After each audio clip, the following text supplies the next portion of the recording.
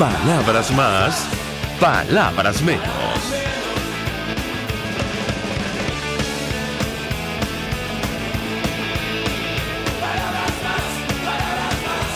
Radio Caracas Radio, lo mejor de este martes 2 de abril del año 2019. Todo el equipo que trabaja para ustedes a partir de esta hora los saluda.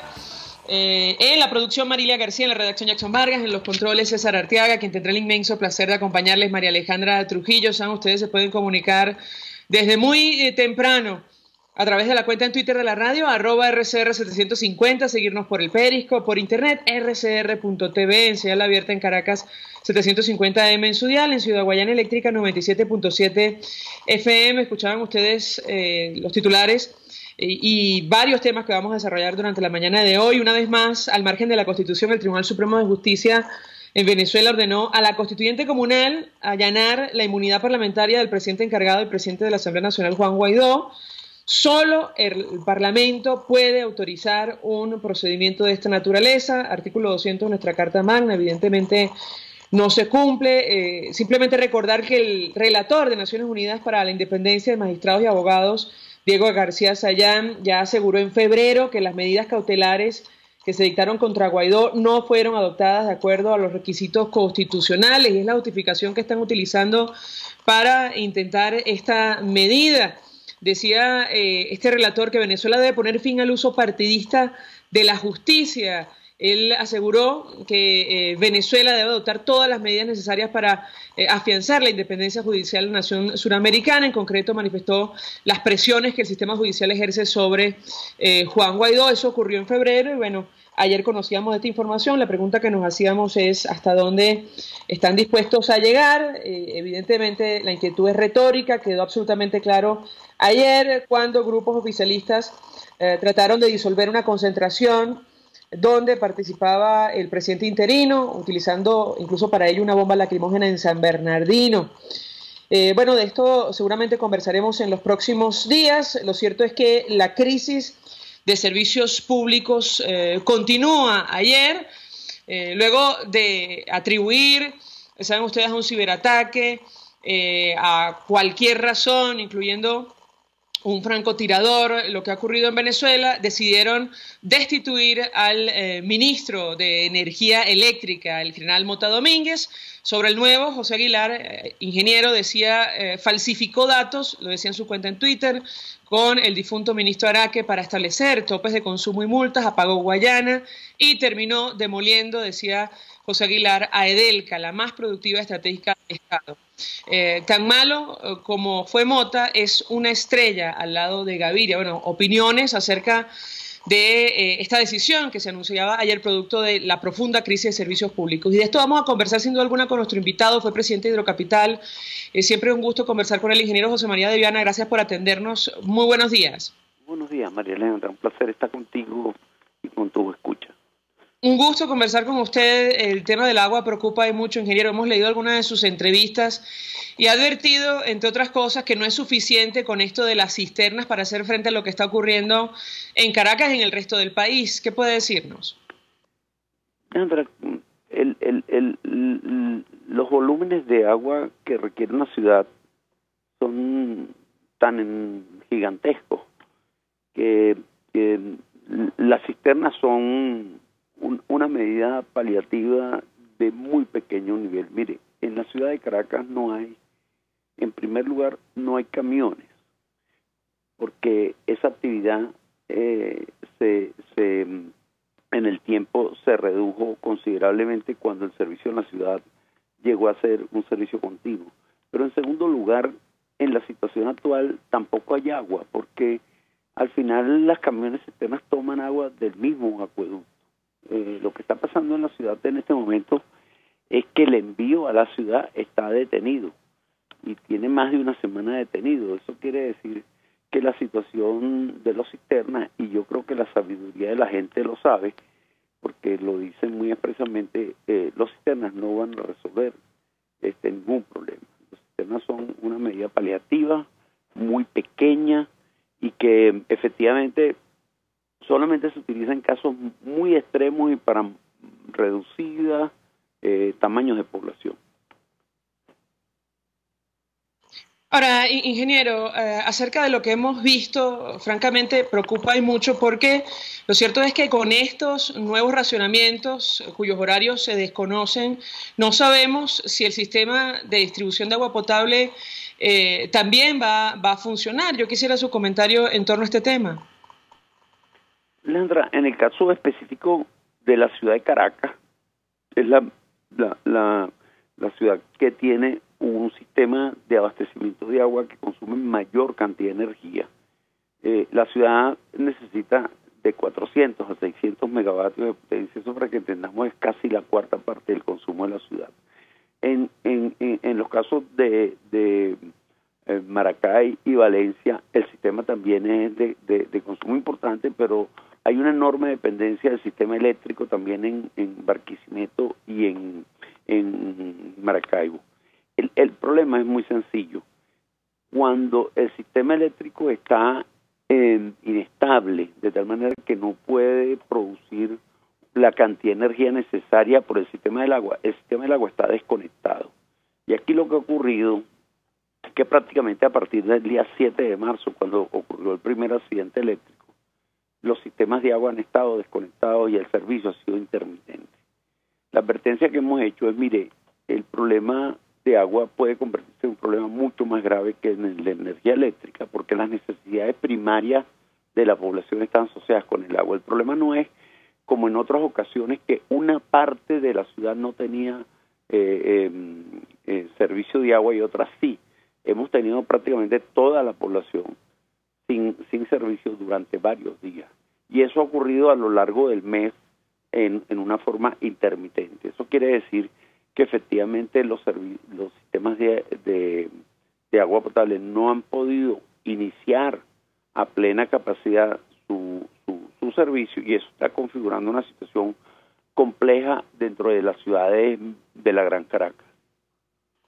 Bueno, de hecho, la especialista en desastres, Susana Rafali, quien además colabora con Cáritas en Venezuela, advertía ayer que estamos a las puertas de una catástrofe sanitaria, ingeniero. Mire, efectivamente es muy grave, porque la negación del servicio de agua potable hace que los ciudadanos traten de sustituir el agua que no reciben por las tuberías con otras fuentes. En una situación como esta no hay otras fuentes. Las otras fuentes en general son objetables desde el punto de vista sanitario. Hemos visto personas tomando agua del curso del mismo río Guaire. Hemos visto personas tomando agua de unos llamados manantiales que en las barriadas caraqueñas ocurren, en los cerros caraqueños ocurren, y que fundamentalmente son retornos del sistema de aguas servidas. Hemos visto personas en los túneles de la planicie y de coche tratando de captar agua. Todas estas fuentes son objetables. Y al final el tema que dice la doctora Rafali efectivamente es que la falta de agua puede generar un problema sanitario considerable. Y yo quería solamente agregar, mire, porque estamos hablando de desastres, pero es que el sistema de Caracas, María Alejandra, fue diseñado para que esto no pasara. Y quiero decir una cosa muy sencilla que quizás muchos de las personas que te escuchan no lo saben. El sistema fue diseñado para una catástrofe natural, es decir, desde el inicio de la construcción de los sistemas TUI por allá en los años 50, el sistema fue diseñado para tener unos embalses dentro de la ciudad que en una situación como esta permitían paliar la situación. Esos embalses se llaman, y lo hemos hablado otras veces, se llama la Mariposa, la Pereza y el embalse de Macarao. Esos tres embalses son embalses de emergencia. Mire, este conflicto es muy grave, María Alejandra, porque cuando comenzó el conflicto, los embalses de emergencia estaban vacíos. ¿Y por qué estaban vacíos? Bueno, porque los operadores no entendían que precisamente la ciudad tiene que estar preparada para que una cosa tan grave como lo que está pasando, ¿no? Si tuviéramos los embalses esos llenos de agua en el momento del problema, tendríamos un problema totalmente manejable. Sin embargo, en este momento, una sucesión de eventos en el sistema eléctrico puso a la ciudad en una situación realmente angustiante y muy preocupante, y efectivamente las advertencias de la doctora Raffaelli son muy pertinentes. Ingeniero, ayer leyendo sus declaraciones, incluso la justificación que utiliza el equipo que acompaña a Nicolás Maduro, nos preguntábamos si era posible poner a funcionar el sistema de agua potable con plantas termoeléctricas. No lo sé, pero ¿qué recomendaría usted? Porque ciertamente ya era grave la crisis en el sector eléctrico, pero la crisis del agua potable es especialmente dura, sobre todo para aquellas familias que tienen población vulnerable en sus hogares. Hablo de niños pequeños, adultos mayores. ¿Qué puede decirnos? De nuevo es un problema de tamaños. El acueducto de Caracas trae agua de fuentes muy lejanas. La fuente más importante está en la cuenca del río Guárico, cerca de la población de Camatagua, un embalse enorme que se llama el embalse de Camatagua. Y la razón de eso es que las fuentes locales son muy pocas.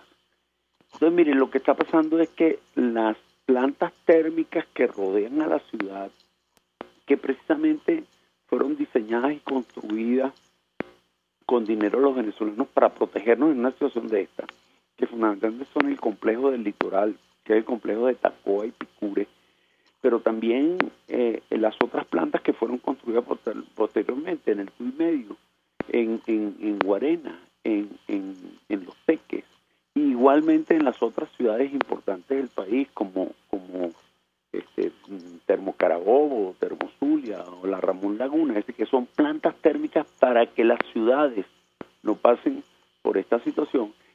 En un 80% el parque térmico, es decir, las máquinas térmicas grandes, no máquinas pequeñas, las máquinas enormes, tenemos cerca de 15.000 megavatios, 16.000 megavatios totalmente fuera de servicio, porque otra vez la emergencia eléctrica es más grave porque un accidente ocurre cuando la reserva térmica está fuera de servicio, está en malas condiciones, no está en su debido punto de operación, y por eso la situación. Efectivamente, si en este momento las plantas térmicas de la ciudad de Caracas estarían operativas, pues mire, la energía del Caroní la dedicaríamos exclusivamente a enviarle agua a la ciudad y esta situación no sería tan grave. El problema en este momento es que esas plantas térmicas también están fuera de servicio y entonces la producción deficitaria del Caroní, del sistema hidroeléctrico, está siendo utilizado también para la ciudad.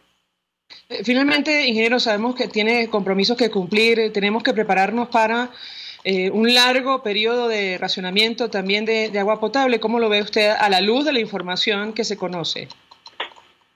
Mire, yo creo que lo más importante es prepararnos para que esto no vuelva a ocurrir.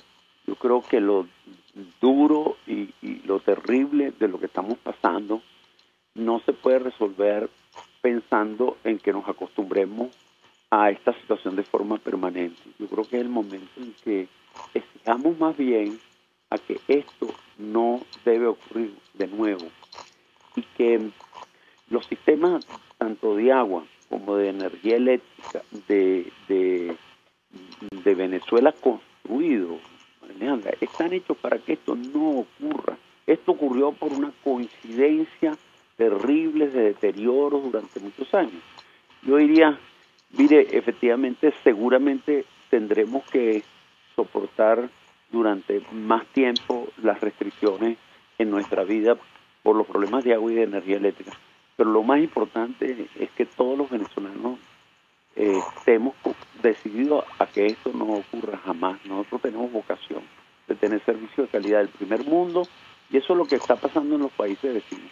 Esta tragedia que nos está pasando, María Alejandra, en Colombia o en Chile o en Brasil es totalmente incomprensible porque los sistemas modernos no les ocurre. Esta debe ocurrir como mucho en 4 o 6 horas, tiene que ser levantada, y así fueron diseñados nuestros sistemas y si fueran manejados correctamente así pasaría.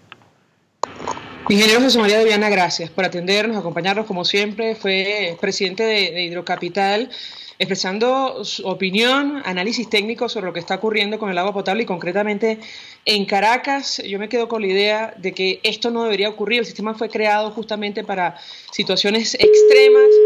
Si las plantas termoeléctricas que tantos millones, miles de millones le costaron a nuestro país estuvieran funcionando, sencillamente esta situación no estaría ocurriendo. La corrupción mata, lo hemos escuchado en varias oportunidades. Al regreso de la pausa, seguimos hablando de esta crisis del agua potable y vamos a abrir las líneas. Quisiéramos escuchar sus testimonios, si tienen o no agua. Hay sectores de Caracas que llevan muchísimo tiempo sin acceso a agua potable. 0212 son nuestros teléfonos, 482-9126, 0212-482-9126 y 0212-482-9388, 0212-482-9388. Vamos a la pausa y al regreso venimos con más.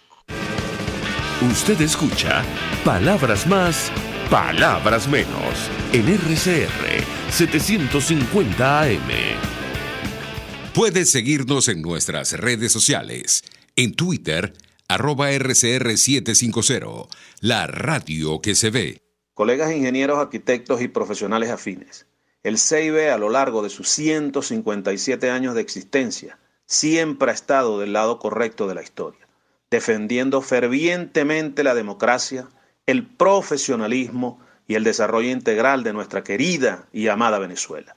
Y aunque pensemos que la oscuridad nunca se termina, amanece, siempre amanece, porque Dios puede más, siempre puede más. USA Becas es la mejor agencia de asesoría educativa. Con USA Becas conoces el sistema de estudios norteamericano, pre y posgrado, el inglés, posibilidades de becas, requisitos y exámenes para aplicar y visas de estudiante. Estudiar en USA es posible, hacerlo con USA Becas es más fácil. 0414-235-9929, www.usabecas.org, @usabecas, juntos construimos el futuro de tus hijos. Mensaje del ingeniero Kenick Navarro, presidente del FONPRES CIB. Apreciado colega ingeniero, arquitecto y afín, el Fondo de Previsión Social del Colegio de Ingenieros de Venezuela, FONPRES CIB, diseñó para la protección de tu salud el Sistema Integral de Previsión Social. El mismo tiene a tu disposición beneficios de la solvencia, asistencia primaria de salud, el plan de salud con coberturas de acceso VIP, todos estos planes pensando en la protección de tu familia. Para mayor información visita fonprescib.net.be, Colegio de Ingenieros de Venezuela, construyendo futuro.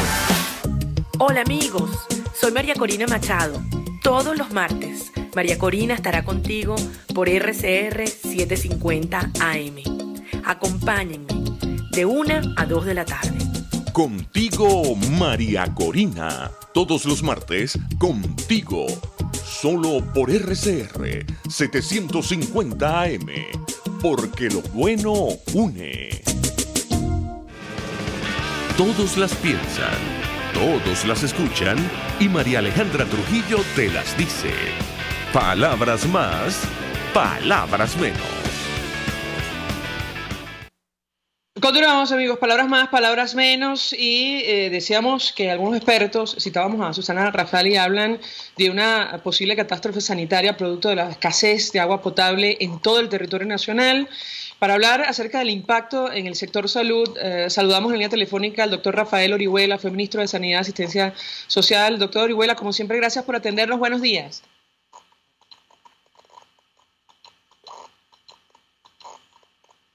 Aló.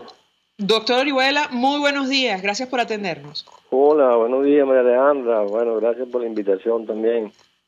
Mucho interés de conocer su opinión, análisis acerca del tema que nos ocupa la mañana de hoy. Tiene que ver con la escasez de agua potable, producto de los apagones, de la crisis eléctrica. ¿Qué impacto puede tener esta situación desde el punto de vista sanitario? Lo escuchamos.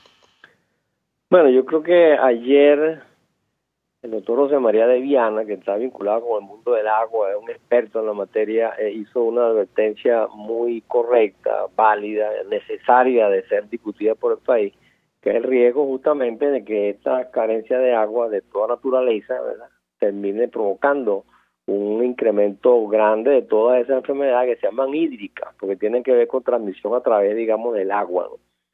Esto es dramático, porque cuando tú tienes dificultad para consumir agua potable, ya en este caso agua extremadamente dañina, porque es un agua de salida en la boca del río Guaire, bueno, eso es una situación en la cual cualquier enfermedad que tenga que entre al organismo, al ser humano por la boca, puede provocar una explosión. Entonces, claro, esto, cuando tú lo ves en sus inicios, que digamos es hoy, estos días, estas 3 semanas que están ocurriendo, no se manifiesta tan claramente, pero va a comenzar a manifestarse porque esas enfermedades andan, digamos, rodando en ese reservorio enorme que son las aguas servidas.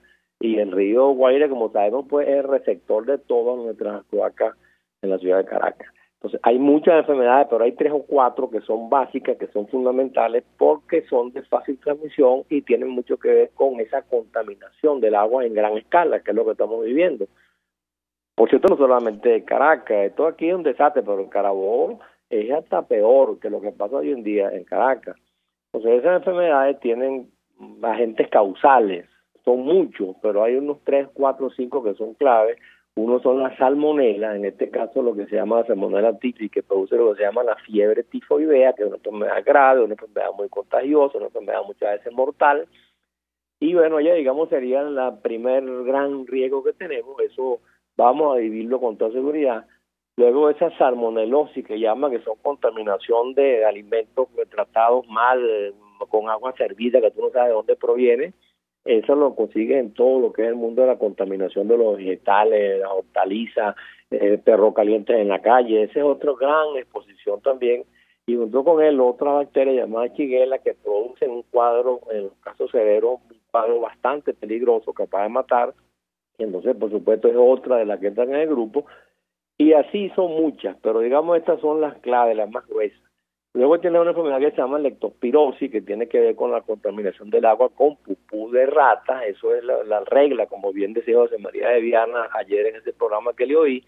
Entonces, bueno, ahí tienen una posibilidad muy alta de que una contaminación, aquí en este caso entra por la piel. Si yo me meto, tengo contacto con esa agua que está tan echada a perder, y por la conjuntiva fundamentalmente, o por sencillamente cualquier pequeño roto de la piel, entra esa bacteria y te provoca un cuadro que muchas veces es tan grave que hay que hospitalizar 1, 2, 3 semanas. O sea, ese, digamos, es otra de las grandes de riesgo.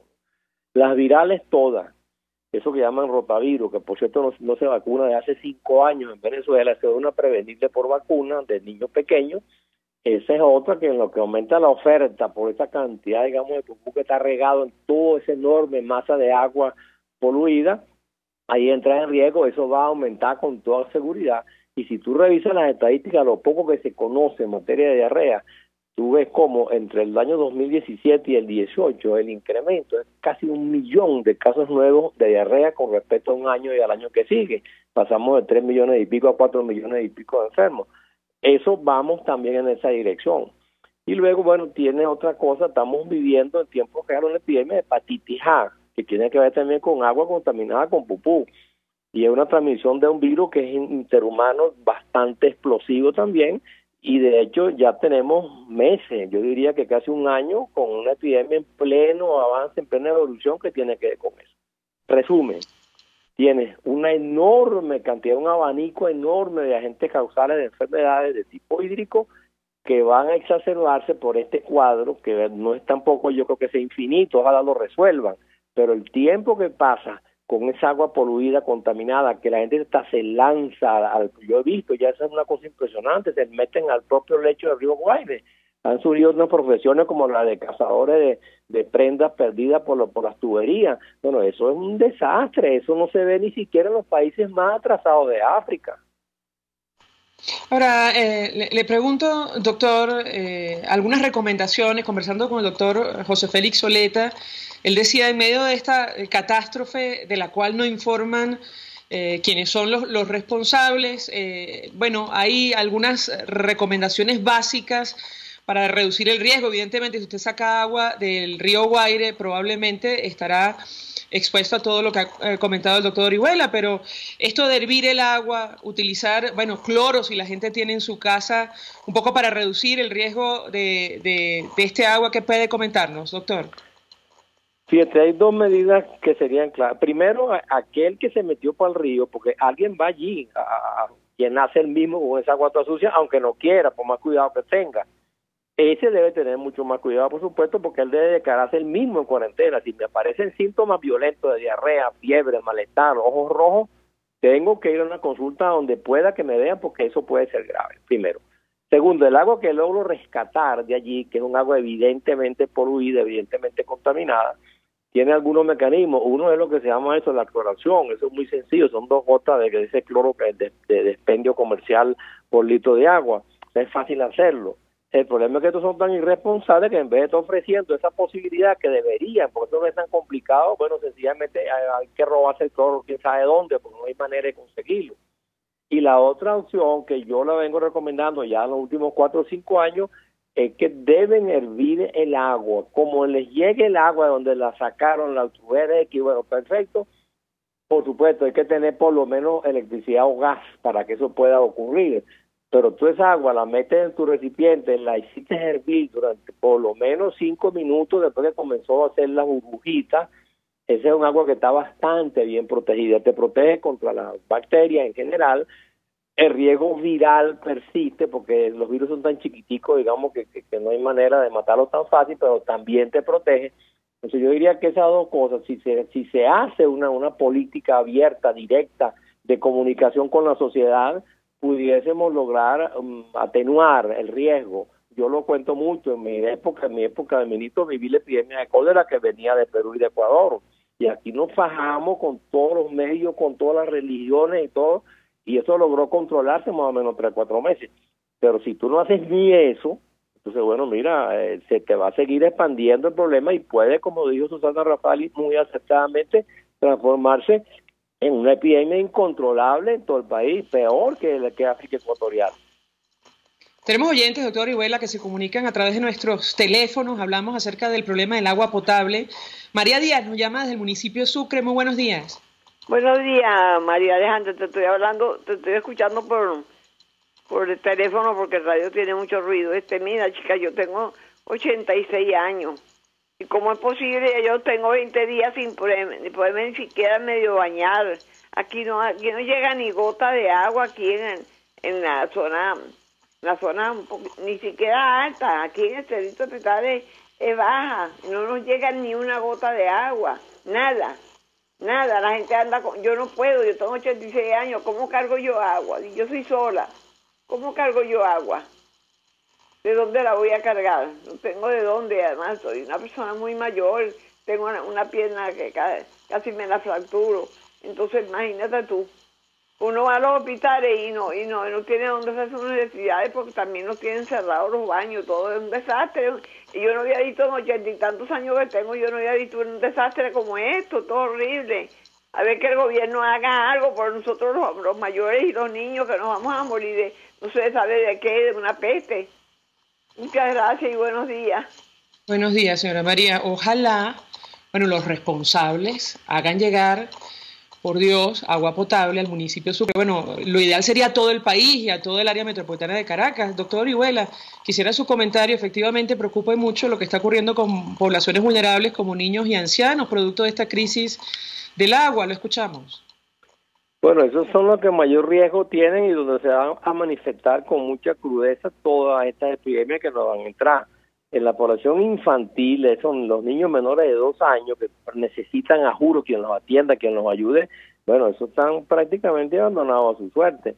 Ahora fíjate, ¿por qué que no puedes tampoco empujar el agua? Porque hay sistemas, el sistema está construido hace 80 años y eso sirve. No tiene manera de prender la máquina que necesita para bombear, porque entonces te va la luz en todas partes. Entonces, esto es irresponsable, yo no sé cómo que se les ocurre, empiezan a hacerse los locos, a decir que un francotirador en vez de una iguana. Oye, por favor, chicos, tú tienes una cosa muy concreta que resolver y eso no es tampoco imposible, aún en medio de la crisis. Pero búscate los que saben de eso no saben ni prender una bomba, y la prenden y se les queman. Bueno, por favor, yo creo que hay opciones, pero tiene que buscar a la gente que tenga capacidad de ayudarte. Y estos son unos irresponsables para todo, hasta para eso. Ahora, doctor Orihuela, a propósito de las epidemias que ya estaban en curso en nuestro país, ¿qué puede ocurrir? Lenín Danieri, por ejemplo, periodista del estado Zulia, decía que la plaga en esa entidad es terrible. Y bueno, ellos sufren de la falta de energía eléctrica, pero también de agua potable. Decía, bueno, si aquí hay una incidencia de dengue, probablemente todos nos vamos a contagiar. Lo decía un poco con ironía. ¿Qué puede comentarnos? Bueno, fíjate, el dengue por supuesto, pero más peligroso en el caso concreto del estado Zulia, que es la madre, es donde nacen las epidemias en la zona esta limítrofe con Guajira, en la etnia Guayú, ahí se generan los procesos de comienzo de unas grandes epidemias virales que se llaman como tal, fiebre venezolana, equina, bueno, eso que llaman la encefalitis equina, ahí hay un riesgo muy alto con esa alta concentración de mosquitos. Ahora, ¿cómo paras eso? Tú tienes que tener una vigilancia que ellos, por cierto, la eliminaron hace como 15 años, que se llama el Centro Castigo El Cubo, para estar pendiente cuando te empiezan a aparecer una cosa que es el marcador de la epidemia humana, que va a 2 o 3 semanas más adelante, que es lo que llaman la muerte de los equinos, la muerte de burros y caballos de estos que están sueltos en rebaño en esa zona de la Guajira. Bueno, eso tienes que vigilarlo, porque entonces si se te mete por mala suerte una epidemia de encefalitis equina, te va a recorrer a toda Venezuela. Eso es como una línea recta, como una carretera que va recorriendo. Eso sería muy grave que nos ocurra en este momento de tanta falla. Pero por supuesto, el Zulia es un estado desgraciado, porque esto, además que acabaron con todo, bueno, sencillamente no hay luz, no hay agua, que es un desastre. La gente, yo quisiera que se les metiera en la cabeza, imagínense el tamaño del desastre a donde hemos llegado. Ahora, doctor Orihuela, por ejemplo, ¿qué ha pasado con la malaria, el sarampión, enfermedades, bueno, cuya incidencia provocaron incluso que se pronunciara la Organización Panamericana de la Salud? Lo escuchamos. Bueno, esas están en la clandestinidad, porque como tú no informas nada y te haces el loco, por supuesto, ellas siguen ocurriendo. Es más, creo haber leído hace 2 o 3 días una cifra del equipo de los epidemiólogos del país, la red, que es una red muy competente, nunca ha sido desmentida por el gobierno, que tenemos casos de difteria en 17 estados del país. O sea, eso está igualito. Y en el caso de malaria, la velocidad de propagación, que tiene que ver también con falta de medidas de tipo saneamiento ambiental, control de vectores, de mosquitos que pican, eso campea y anda suelto por todo Oriente y la parte sur, sobre todo el Orinoco hacia abajo. Bueno, eso está allí. Dengue que tuvo una caída estacional, porque eso normalmente son un pico de subida y bajada, estaba en pico de bajada, ya comenzó a alborotarse, y estamos en abril, o sea, falta un mes para que empiece a llover. Eso va a explotar también con toda seguridad. O sea que bueno, mira, si yo no me refiero al tema y me hago el loco y voto y escondo los papeles o los rompo que me están informando, bueno, ok, no existe. Ajá, pero todo el mundo sabe que eso no es así. Es más, la preocupación ahorita más alta es con esas 3 o 4 de las grandes epidemias mundiales que hay que controlar con mucha fuerza. La acción de la Oficina Sanitaria Panamericana. Andan todos asustados, pero no hayan qué hacer con eso, porque no consiguen cómo apoyarse con gente con capacidad para que puedan intentar enfrentar eso. Bueno, entonces eso es lo que estamos viviendo con todas estas epidemias. Situación actual, oscuridad por clandestinidad. Me hago el loco, no hablo de ella y no existe. Doctor Orihuela, reiteramos nuestros teléfonos 0212-482-9126, 482-9126 y 482-9388. Nos interesa saber si tiene usted o no agua potable, incluso si tiene electricidad. Es tiempo de que se pronuncie la Organización Panamericana de la Salud, la Organización Mundial de la Salud, sobre lo que está ocurriendo en Venezuela ahora, que se agrava con la escasez de agua potable. Quisiera su comentario. Absolutamente. Toda esa discusión sobre si aquí hay emergencia humanitaria o no hay, que no hay, y eso quedó resuelto, porque al final de cuentas el gobierno tuvo que reconocer la gravedad de la cosa. De paso, en vez de inventar culpable, que si un francotirador, que no se llama ni iguana, y resulta que terminan votando al ministro. Bueno, ¿qué es eso? Pues eso es confesión de parte, no es que busca pruebas. Entonces, obviamente el asunto es de tal magnitud que también estas autoridades sanitarias regionales, ¿verdad?, que andan cuidando el puesto, que les dan, porque los nombran son las autoridades globales, y eso es una zona infiltrada por todo ese pensamiento, por esa tontería socialista ideológica. Bueno, esos individuos también son culpables y también hay que señalarlo, porque efectivamente se hacen los locos con la realidad. Entonces, no, vamos a ayudar, pero poquito a poco, calladito, que no nos vean. No, esto, el tamaño del desastre es muy grande, no puede estar con ese cuento. Decía también Susana Rafali que la ayuda humanitaria que va a entrar a nuestro país en coordinación con la Cruz Roja Internacional no será suficiente si los ciudadanos no tienen acceso a agua potable. Quisiera su comentario también en torno a este tema. Claro, porque tú traes medicina, traes, digamos, en general el alimento concentrado en proteínas para los niños, eso todo lo puedes hacer, pero si tú no pones un pedacito de lo que necesitas, digamos, en esa torta del desastre de los servicios, ¿verdad? Tú no tienes cómo acometer el problema con seriedad, con capacidad de respuesta rápida, de éxito. Entonces, si tú necesitas, parte de la ayuda humanitaria ahorita tiene que ver con electricidad y agua potable. Te tienes que meterle en el paquete, en el combo. ¿Por qué? Porque allí se puede ayudar con mucha velocidad. Es posible que tú logres armar un gran sistema de apoyo para imaginarnos como el famoso plan aquel de la Europa en el momento después de la Guerra Mundial. Eso tienes cómo hacerlo. Pero ahora tienes que fajarte, no puedes robarte esos reales, esos son para traer plantas, para traer el cloro para el agua. O sea, hay una cantidad de posibilidades que tienen que ver con que estos sujetos se den cuenta y admitan la realidad para que se facilite, por favor, que los países te ayuden. Bueno, eso es otra situación, que uno no vaya como sepa darle la vuelta para intentar entender cómo que ellos se imaginan las situaciones del país. Ahora, yo sí creo que hay posibilidades, y yo te lo digo, lo que tú planteas es muy importante. Entran en el concepto de emergencia humanitaria, agua potable y electricidad. Doctor, igual tenemos que hacer una pausa por ir a publicidad. Yo le ruego permanezca unos minutos más, porque nos interesa mucho conocer, bueno, si esta situación sanitaria que lamentablemente se va a agravar producto de la escasez de agua potable puede provocar que continúen, saliendo estas enfermedades a través de nuestras fronteras y que se tomen medidas en la región para contener lo que, se está incubando en nuestro país, insistimos, una crisis, una emergencia humanitaria que se profundiza producto de los apagones y ahora la falta de agua potable. Les ruego permanezca unos minutos más, vamos a la pausa, ya regresamos. Estás escuchando Palabras Más, Palabras Menos, por RCR 750 AM. Puedes seguir nuestra programación a través de rcr.tv, la radio que se ve. El siguiente espacio educativo está dirigido a niños, niñas y adolescentes. RCR presenta Todo se puede, una producción nacional independiente de Mayra Prado, certificado número 16923. El cambio es acción. Muévete por tu salud. No tienes excusa. Tú puedes. ¿Ansioso? Dale la bienvenida a la tranquilidad haciendo ejercicio. Ansiedad, sentimiento de miedo, desasosiego y preocupación. La fuente de estos síntomas no siempre se conoce, así dice Medline Plus. Pero lo que sí conocemos es que comiendo se calma. El detalle es que bajo situaciones de ansiedad consumes alimentos poco saludables, con alta frecuencia, en grandes cantidades y terminas haciéndote daño. ¿Sabías que haciendo ejercicio no solo calmas la ansiedad, sino que abres la puerta de la salud a largo plazo?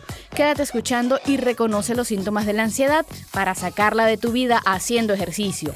Cuando estás ansioso, sentir taquicardia, falta de aire, tensión y rigidez muscular, cansancio, alteraciones del sueño, incertidumbre, dificultad para tomar decisiones, aumento de los despistes y descuidos, preocupación excesiva, irritabilidad, ensimismamiento, son algunos de los síntomas de la ansiedad.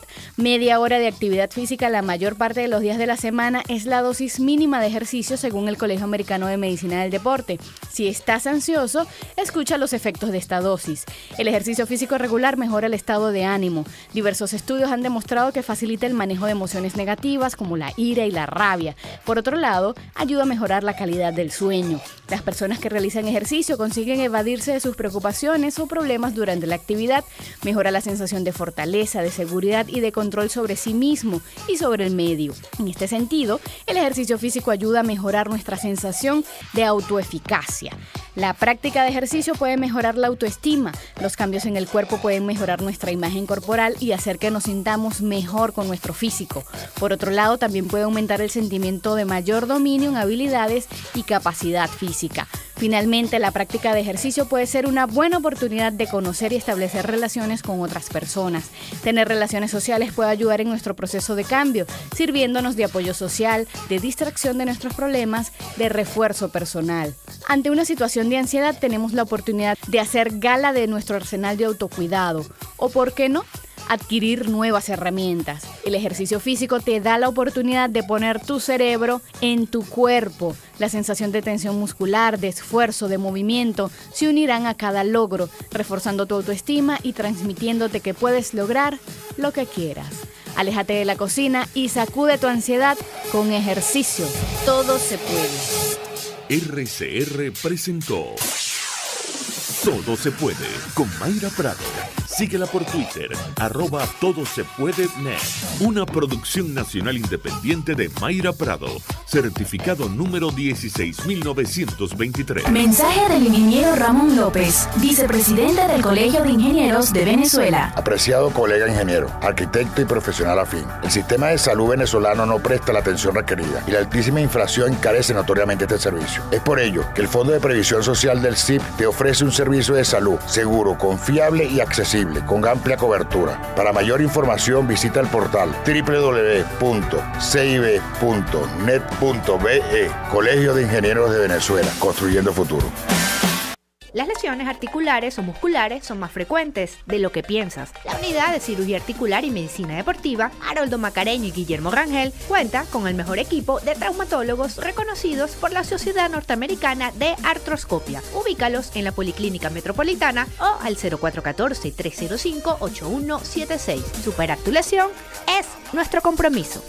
Mensaje del ingeniero José Peraza, tesorero del FOMPRES CIB. Estimado colega ingeniero, arquitecto y profesional afín, el Colegio de Ingenieros de Venezuela y el Fondo de Previsión Social, preocupado por la salud de tu familia, ha diseñado un sistema de salud integral que coloca a tu disposición y que contiene asistencia primaria de salud, ambulancia, hospitalización, cirugía, oftalmología, dermatología, fisioterapia, psicología, odontología, farmacia y funerario. Para mayor información, visítanos a nuestros portales cib.net.be, fomprescib.net.be, Colegio de Ingenieros de Venezuela, construyendo futuro. RCR 750 AM, porque lo bueno une.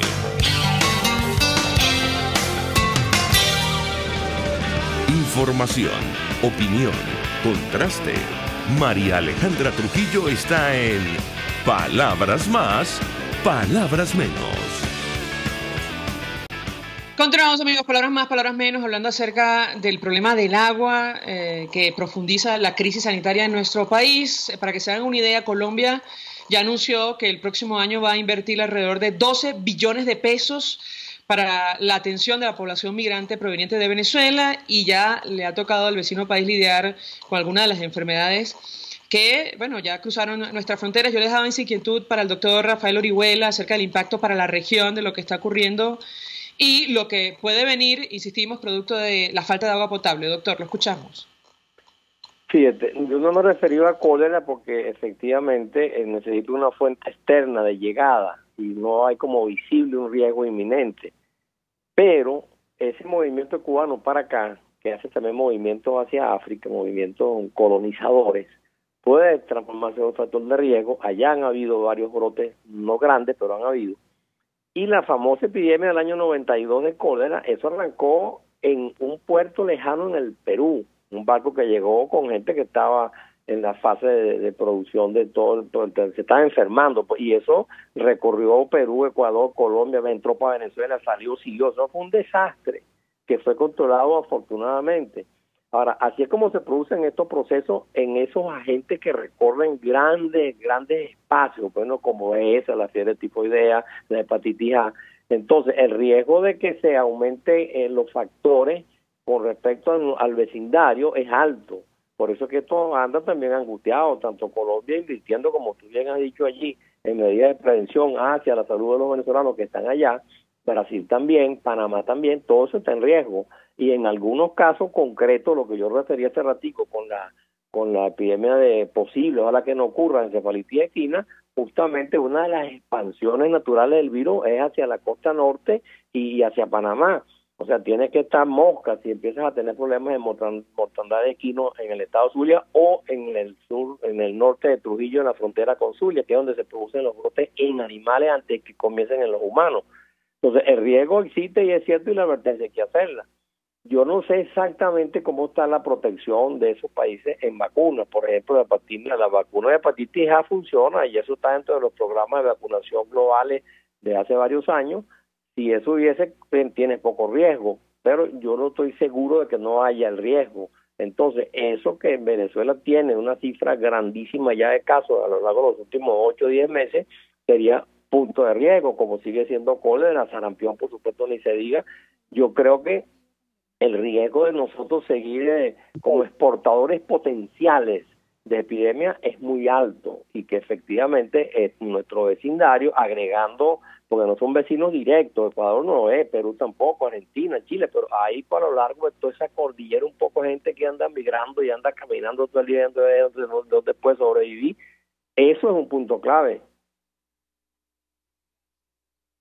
Para atendernos, acompañarnos, fue ministro de Sanidad y Asistencia Social expresando opinión acerca de lo que está ocurriendo en nuestro país, esta emergencia, crisis humanitaria que se agrava producto de la falta de energía eléctrica y agua potable. Nos acompaña vía Skype Francisco Valencia, él está al frente de Codevida. Como siempre, gracias por atendernos, buenos días. Gracias por el contacto. Esta situación devastadora nos preocupa muchísimo, María Alejandra. Los estados fronterizos, estado Zulia sobre todo, la permanencia o la no disponibilidad de electricidad por periodos muy largos ha llevado a una situación de desastre, yo diría, en el estado Zulia. Para comenzar, ha sido imposible comunicarnos con nuestros enlaces en ese estado para entender un poco más la situación de las unidades de diálisis, que es parte fundamental, que son personas que dependen para mantener una calidad de vida su diálisis y dependen de agua y de electricidad. Como tú sabes, nosotros hemos reportado un total entre todos los apagones que han ocurrido en estos últimos meses, alrededor de 25 fallecimientos por falta de diálisis, en la ausencia. Creemos que hay más, pero sin duda ha sido difícil documentar debido a las limitaciones que existen de comunicación en Venezuela ante esta situación. Obviamente nosotros, luego del anuncio de Maduro sobre el racionamiento de la electricidad durante los próximos 30 días, para nosotros vamos a ver unos días muy críticos, caóticos para las personas que dependen del sistema de salud en Venezuela. Esto sería una situación devastadora para muchísimos de ellos, no solamente para las personas con insuficiencia renal, para aquellos que dependen de una quimioterapia, aquellos que tienen una insulina en su nevera, aquellos que tienen su tratamiento oncológico que a lo mejor los tuvieron que ir a buscar a otro país para poder ponérselo en Venezuela. Entonces, la situación es muy complicada, yo diría que muy, muy difícil, primero por la comunicación con nuestros coordinadores a nivel nacional. Entendemos que hay muchos estados aún con graves problemas de electricidad y sabemos que las unidades de diálisis, la gran mayoría de ellas están cerradas, están reubicando a pacientes, pero no es suficiente porque ya había una deficiencia de máquinas de diálisis en el país. Ahora, señor Valencia, ¿cuáles son los estados donde la situación es más crítica, según la información que usted maneja?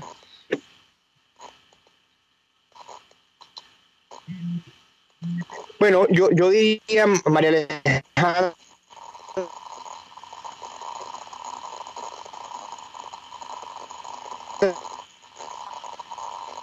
sí, tenemos allí problemas, me parece que con la comunicación.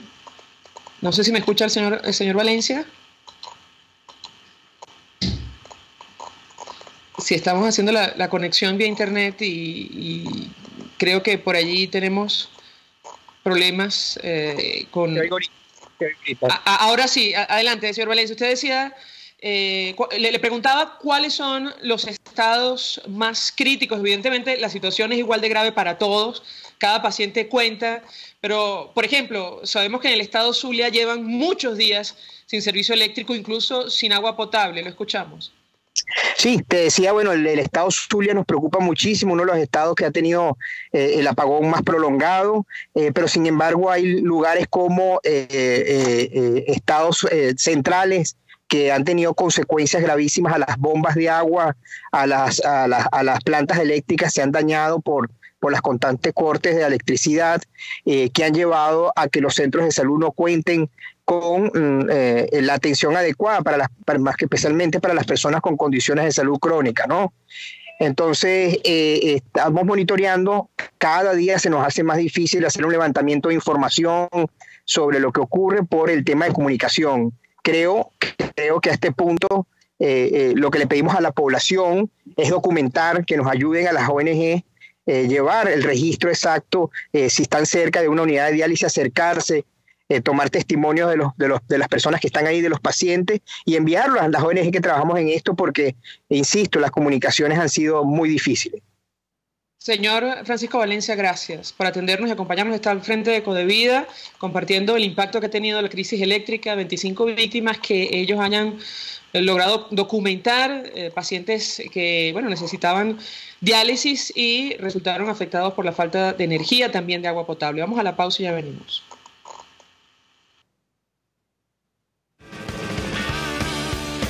Escuchas a María Alejandra Trujillo en Palabras Más, Palabras Menos, por RCR 750 AM.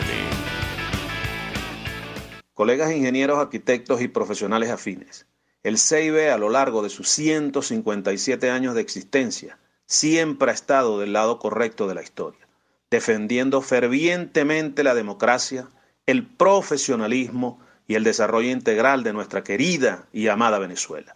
Y aunque pensemos que la oscuridad nunca se termina, amanece, siempre amanece, porque Dios puede más, siempre puede más. En Cauchera Fran Luis tienes neumáticos nacionales e importados en todas las medidas, pero también montura, alineación, balanceo, amortiguadores, rines, freno, mecánica ligera, todo con tecnología de punta. Bajando por la avenida Baral, al final, después de la estación de servicios y al lado del banco, teléfono 0412-815-6712. Cauchera Fran Luis, tu mejor opción. Mensaje del ingeniero Kenick Navarro, presidente del FOMPRES CIB. Apreciado colega ingeniero, arquitecto y afín, el Fondo de Previsión Social del Colegio de Ingenieros de Venezuela, FOMPRES CIB, diseñó para la protección de tu salud el Sistema Integral de Previsión Social. El mismo tiene a tu disposición beneficios de la solvencia, asistencia primaria de salud, el plan de salud con coberturas de acceso VIP, todos estos planes pensando en la protección de tu familia. Para mayor información visita fomprescib.net.be, Colegio de Ingenieros de Venezuela, construyendo futuro. Se dicen, se ocultan, se piensan, se descubren. Palabras más, palabras menos. Con María Alejandra Trujillo. Continuamos, amigos. Palabras más, palabras menos. Simplemente destacar una campaña que ha iniciado organizaciones no gubernamentales, el gremio de periodistas de nuestro país, tras la desaparición de Amanda Umec. No han logrado comunicarse con ella desde el domingo a la 1 de la tarde, según reporta Rainiero Pedrosa, su esposo. Esto lo leo de Espacio Público. Ella había recibido varias amenazas de muerte a causa de contenidos publicados en sus redes sociales, y hay una campaña que se ha iniciado, hashtag ¿Dónde está Amanda? Nosotros nos despedimos, lo hacemos a nombre de Jaime Nestares en la Dirección General de la Estación, en la Gerencia de Producción Ulitzar Calla, en la producción Marilia García, en la redacción Jackson Vargas, en los controles César Arteaga, quien tuvo el placer de acompañarles, María Alejandra Trujillo. Los dejamos con Por Todos los Medios. El Colegio de Ingenieros de Venezuela y el Fondo de Previsión Social del Colegio de Ingenieros de Venezuela presentaron. RCR presentó Palabras más, palabras menos. RCR 750 AM.